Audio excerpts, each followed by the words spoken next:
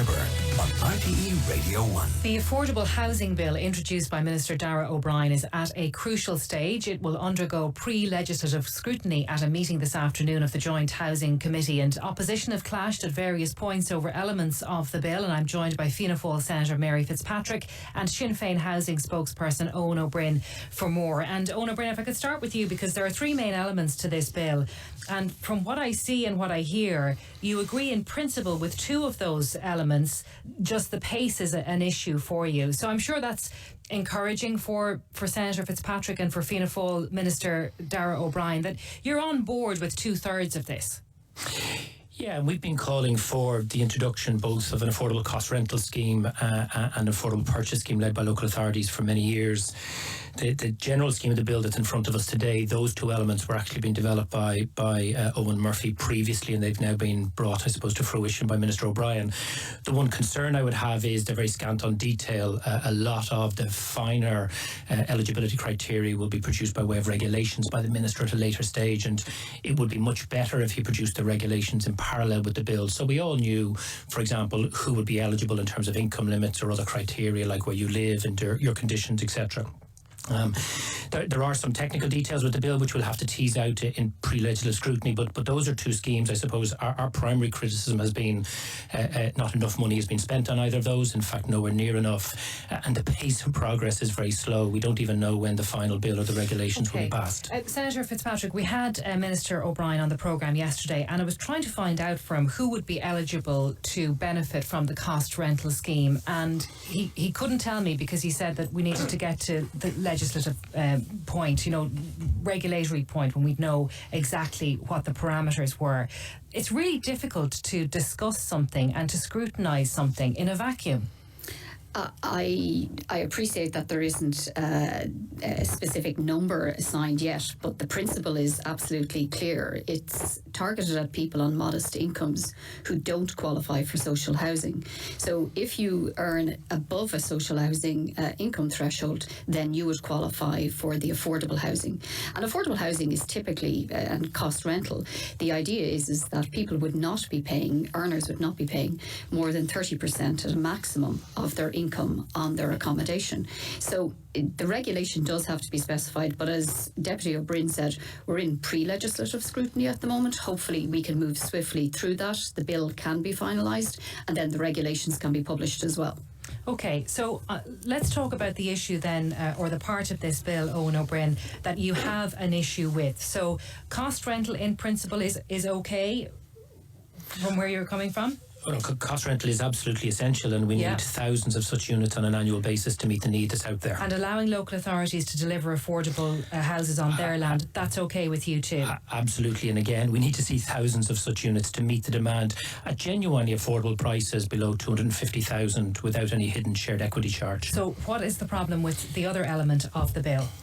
Yeah, so in fact it's the shortest part of the bill, yet it's the part that the government is spending most money on. It's the proposed shared equity scheme. This is 75 million euros provided from the budget this year to provide essentially top-up loans for people who want to buy private homes in the open market. The difficulty is that the scheme will at best lock in unsustainably high prices. It will at worst push those prices up even further. It will saddle hard-working families with additional debt up to 100,000 euros above their maxed out central bank allowable loan.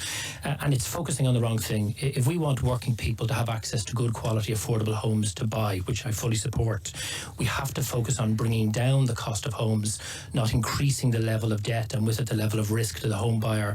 This is really a regression to the worst kind of Fianna Fáil housing policies of the Celtic Tiger. Just to explain to people who might never have heard of this scheme, you'll be taking out two loans, will you, as a homeowner? Essentially what happens is the state acquires an equity share in your property. So let's say, for example, you're buying a property at 400,000 euros, an apartment in Dundrum. The state could be taking out an equity share of another 25%, 100,000. You don't owe the state €100,000, you owe the state 25% of the value of the home. So as the value of the home increases, you have to pay them more. But there's also an interest charge. So while you don't have to pay this down as a mortgage, from year 6 on, there's an interest charge starting somewhere between 1.5% to 3%. We don't know yet because government hasn't agreed that with the banks. And that will escalate over the term of the loan. So in fact, when you take this secondary loan out, you do not know the scale of the additional debt, but it will be significantly above the 100,000. And again, we saw what happened when Fianna Fáil did this the last time they were in government with the shared ownership scheme. 4 times the level of mortgage distress in that scheme at the end of the Celtic Tiger than in standard mortgages. Okay. Half of the people who took part in that scheme ended up in serious mortgage arrears and default. We need to bring house prices down so working people can afford them, not saddle working people with additional levels Mary of unsustainable Fitzpatrick, debt. Fianna Fáil repeating the mistakes of the past. Well, I'm delighted to hear that Sinn Féin do support Fianna Fáil's plan to reintroduce affordable housing and to create for the first time the opportunity for people to have affordable rental accommodation as well. In the history of the state, there's never been affordable rental previously, and there hasn't been, Deputy Byrne is correct, any affordable housing built in this country since the last time Fianna Fáil was in power. That being said, I think he has a fundamental misunderstanding of what is being proposed with the shared equity portion of this affordable housing bill. The shared equity is not the major part of the government's affordable housing plan. In fact, it only equates to 2% of the overall housing budget. This is a very ambitious government for housing. It's got a $3.3 billion budget for housing. And in terms of affordability, the shared equity scheme is a small portion of that at 75 million. Yeah, I see in the UK it led to prices going up. Yeah, and I think it is important because there's been a lot of misinformation about this. And just keep in mind who this is targeted at. Your listeners, well, developers, no, because the prices went up in the UK when it was introduced. No, actually, what went up in the UK was home ownership, value for money, and housing supply. And the big problem, Claire, for your listeners, many of them working from home at the moment, and many of them renting in expensive accommodation, is they're paying more in rent than what they would for a mortgage. So the way the shared equity scheme will work is that they will be able to avail of a mortgage that will allow them reduce their outgoings. For many people, I was speaking to a couple this week, they will save, they reckon, about $12,000 a year in the first year alone on rent if they can secure a mortgage. And Deputy Byrne is correct. For the first 5 years, the shared equity scheme will be interest-free entirely. So it will be an option for borrowers to take up to 30% of a loan. Many of them won't. Some of them may only take 10% or 20%. And they may, within that first 5 years, be in a position to pay it down. But the truth of the matter is this, Claire, that without this shared equity scheme, those people on modest incomes paying expensive rents have no option to buy a home, and they will remain locked out of the housing market, and they will remain unable to buy their own home. Okay. And what this does is it allows the state financially support them to reduce their outgoings, to secure a home for them and their families, and to actually not get caught any longer in the unaffordability. So is this, Owen O'Brien, a way out of the rent trap? Well, the first thing to say is that there are affordable homes being delivered in parts of Dublin and Cork at the minute. O'Coola and Co-Housing are building houses and apartments to sell for 170 to 250,000 euros, and that's the policy that we need. They are, although they were very slow to the table. The great difficulty with shared equity is as follows. Really important research from the London School of Economics and a separate report from the Public Accounts Committee in Westminster have shown that, first of all, they've increased house prices by 4 to 5% across Britain. But particularly in London, they increased house prices much more, and crucially, they didn't increase supply in London where it was most needed. And 60% of the people who availed of the scheme in Britain didn't actually need it. They had enough money to buy a home, they just bought a more comfortable home for themselves. The 40% who did access it are at huge risk, and economist after economist, both in Britain and Ireland, is saying this saddles hard-working people with large debt. So what do we want the government to do? We want them to focus their attention on the delivery of large volumes of good quality affordable homes at prices less than 250,000. The shared equity loan scheme is actually the largest part of the government's affordable housing scheme this year. The figures don't lie. It's 75 million for shared equity, 50 million for local authority-led affordable purchase, and only 35 million for cost rental. None of that is enough, by the way. We should be delivering 4,000 to 5,000 affordable homes, both to rent and to buy at affordable prices every year. Fianna Fáil, in their election election manifesto a year ago promised to deliver 50,000 genuinely affordable homes at prices below €250,000. They have now broken that promise, and what they're going to do is force working families into debt penury, buying homes at 350 to €400,000. That's not what they said they would do in the election. We want them to go back to the original plan. The Minister said on here yesterday, at affordable prices that people can afford. The Minister said here yesterday that while you were tackling him aggressively, Owen O'Brien, you're not offering a viable alternative plan. What's your response to Claire, him? can I come in there, please? No, one second, Mary. I'll let you in a second. First of all, Claire, of all the things I can be accused of, I don't think I've ever been accused of being aggressive. But our proposal is very simple. We would double capital investment in public housing on public land, and that would deliver, in addition to more social houses than Fianna Fáil, 4,000 to 5,000 genuinely affordable homes to rent or buy, delivered by local authorities, approved housing bodies and community housing trusts, year on year. We need a level of ambition that this government, just like the last, simply does not have. Okay. And what we don't need is too much debt for working people. Give them homes they can afford at prices to rent or buy. Mary Fitzpatrick? Okay, so there's been a number of allegations made there. Just in terms of when you compare the shared equity scheme with the UK model, it's an apples to oranges comparison.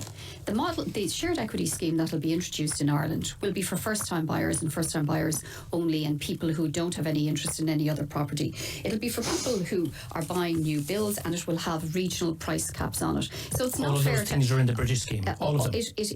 I didn't interrupt you, Owen. I didn't interrupt you. I know, but I'm just correcting you because you're giving in factual information. But there are measures being put in place to ensure that the prices are not inflated and that housing supply is increased. And the housing supply... Such as what measures, Mary? This scheme is inflationary. Even the former General Secretary of Public Expenditure and Reform and has the said it's National Audit inflationary. Committee. The National Audit Committee in the UK said that it increased inflation by 1%, but it massively increased, please don't interrupt me, the housing supply, the housing affordability.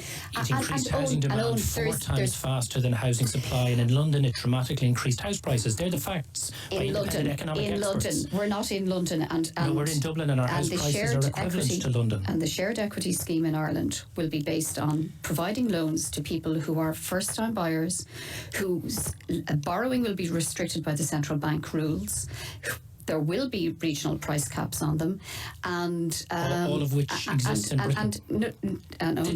This is Bertie Ahern housing policy at its very worst. And actually, if back to the bad old days of the Celtic Tiger, Mary. And I'm surprised because you were there then. You saw what that did to working people. Why would you repeat those mistakes? I'll tell you what, Owen. You and I both know that working people in Dublin today cannot afford to buy a home. And Owen, please don't interrupt me. And your party voted against us providing affordable homes in my own constituency, and the reality of it is that this government has committed more funding for the state to provide homes on state-owned land. We will provide public homes, affordable homes and social homes on public lands. And when you quoted the figures earlier, what you didn't take into account was the monies and the funds that are being provided for the service site funds, which are enabling people like on Coolan to deliver homes, two-bedroom homes for 160,000 in Dublin today, 250,000 for 3-bedroom homes. Mary, so can I the just funds come in that there? are being provided are actually real. And just one last point. He talks about local authorities delivering housing. I don't think Deputy O'Brien actually appreciates that the local authorities themselves have to scale up to actually have the capacity to build homes. Okay. It's 30 years since I just want to ask you about news that emerged yesterday, Mary Fitzpatrick, about 17 Fianna Fáil TDs who said they'd be open to going into talks after the next election with Sinn Féin about coalition. Doesn't sound as though you'd be open to that. What's your view? I'm in politics, so I am to deliver for my constituents and my community. And if anybody is willing to be honest in their endeavours and do that with me, I'll work with them. Including Sinn Féin? Why not? Owen O'Brien, what was your view of those Fianna Fáil TDs who said, yeah, we'd be up for having a chat? Well, look, it's clear that there's a shift in Fianna Fáil's position in relation to Sinn Féin, and I welcome that. I think the crucial thing on the other side of the general election is our party's going to talk about doubling capital investment to deliver large volumes of social and affordable homes for working families and abandon the failed Fianna Fáil and Fine Gael housing policies of the past. You've never delivered a house. If Mary and her colleagues are willing to talk about a change in housing policy that meets the needs of working people, I'm open to that conversation any day of the week. All right, let's leave that one there. Mary Fitzpatrick and Owen O'Brien, thank you both very much indeed.